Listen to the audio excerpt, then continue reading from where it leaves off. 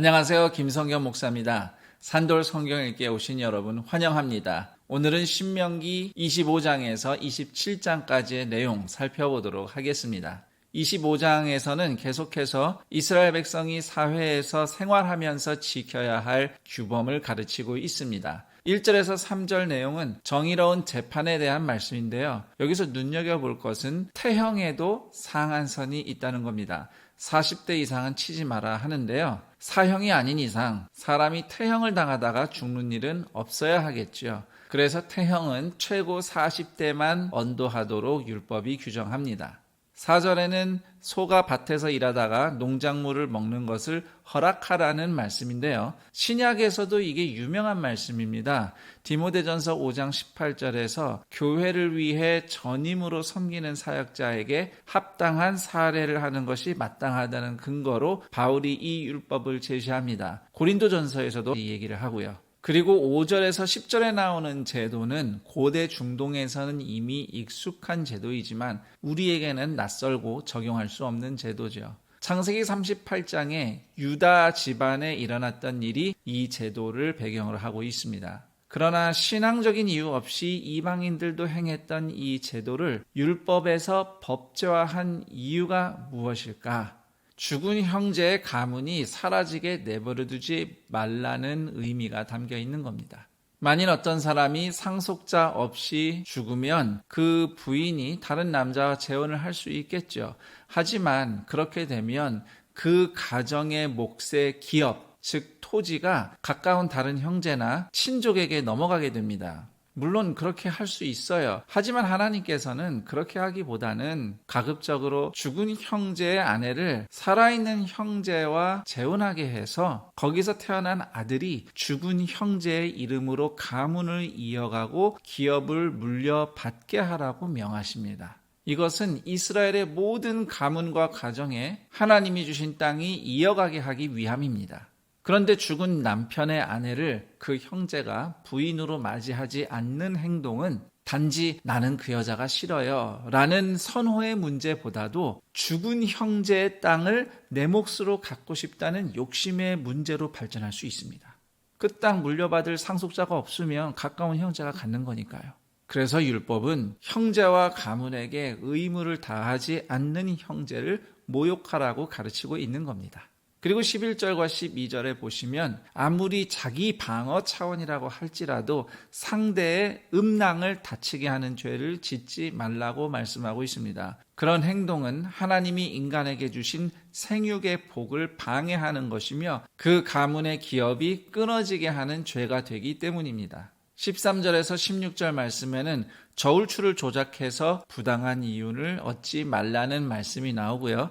17절 이하에는 아말렉 족속이 광야에서 이스라엘 백성을 괴롭힌 일을 기억하라. 그리고 아말렉을 역사에서 완전히 지워지게 하리라. 하나님이 이렇게 말씀하시는데요. 이후 성경에 이스라엘 역사를 보면 과연 이스라엘과 아말렉의 긴 악연이 이어지는 것을 볼 수 있습니다. 신명기 26장에는 가나안에 들어가서 첫 농사에서 얻은 첫 열매를 성막에 가지고 와서 드리는 감사 예배에 대한 규정입니다. 그리고 3년마다 드리는 11조를 통해 감사잔치를 벌이라는 말씀도 여기서 전해주고 있는데요. 이와 관련된 율법은 출애굽기 23장, 34장, 그리고 민수기 15장, 18장, 신명기 14장을 참고하면 보다 자세한 내용을 확인할 수 있습니다.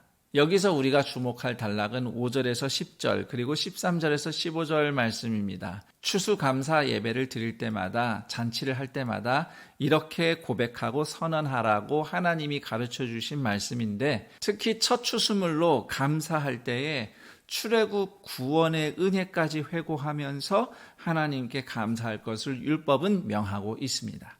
그리고 16절에서 19절은 신명기 12장부터 시작된 율법 해설의 마무리가 되겠습니다.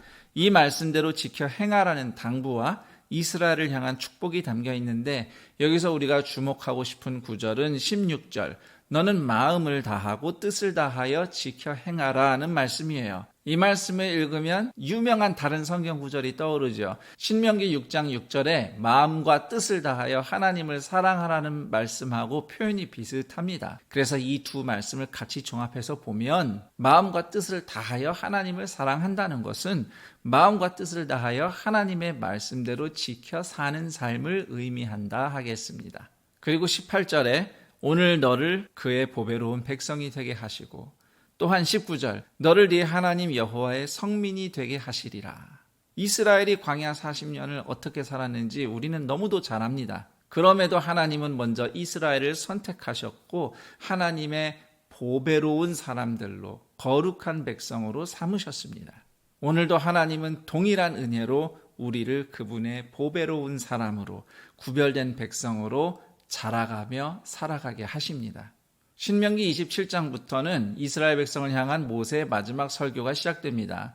우선 27장을 보시면 이스라엘 백성이 요단강 건너고 가나안 땅에 들어가자마자 제일 먼저 할 일이 무엇인지 말씀해주고 있는데요. 두 가지로 요약할 수 있습니다. 우선 에발산이라는 곳에 가서 그 위에 큰 돌을 세우고 회를 발라서 하나님께 받은 율법을 기록하라. 그리고 거기에 돌로 제단을 쌓고 하나님께 번제 예배를 드리라. 이렇게 명합니다.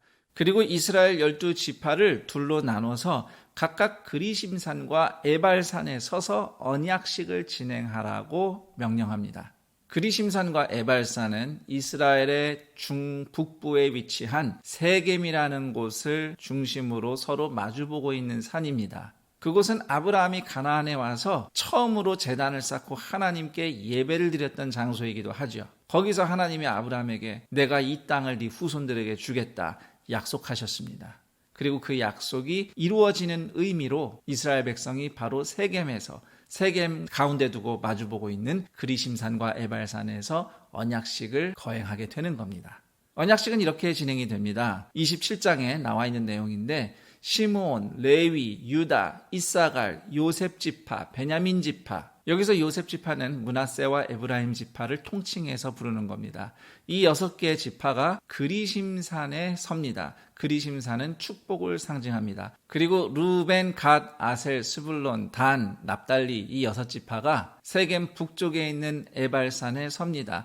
여기서 에발산은 저주를 상징하게 됩니다. 이스라엘이 지킬 하나님의 말씀의 중요한 조항들을 레위 지파가 외칩니다. 그럼 한 문장 끝날 때마다 남쪽의 그리심산에 있는 6지파, 북쪽의 에발산에 있는 6지파 모두가 아멘이라고 화답을 합니다. 레위 지파가 선포한 내용은 27장을 보면 하나님을 향해서는 우상 숭배를 금하는 내용, 그리고 그 외의 나머지 조항들은 사람과 사람 사이에서 지켜야 할 말씀들, 의로운 삶에 대한 율법이 선포됩니다. 여기서는 안식일을 잘 지켜라, 성막에 와서 예배를 잘 드려야 된다, 이런 말씀이 나오지는 않습니다. 오직 사람과의 관계에서 지켜야 할 거룩한 삶에 대해 더 많은 비중을 두고 있는데요.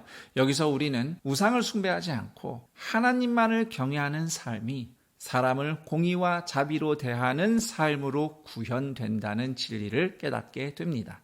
그리고 얼추 보기에는 저주의 산인 에발보다 축복의 산인 그리심산이 더 좋을 것 같아요. 하지만 그 반대라고 저는 생각합니다. 왜냐하면 우선 에발산에 율법을 새겨놓은 돌들이 있고요. 무엇보다 매번 저주를 선포할 때마다 이스라엘이 지켜야 할 거룩한 말씀이 무엇인지 가르쳐주고 있기 때문입니다. 비록 불순종하면 저주가 올 것이라는 경고가 있지만 그래도 어떻게 사는 것이 심판을 피하는 길인지 자세하게 알려주는 말씀이 있는 자리가 거기가 정말 복된 자리라고 말할 수 있겠습니다.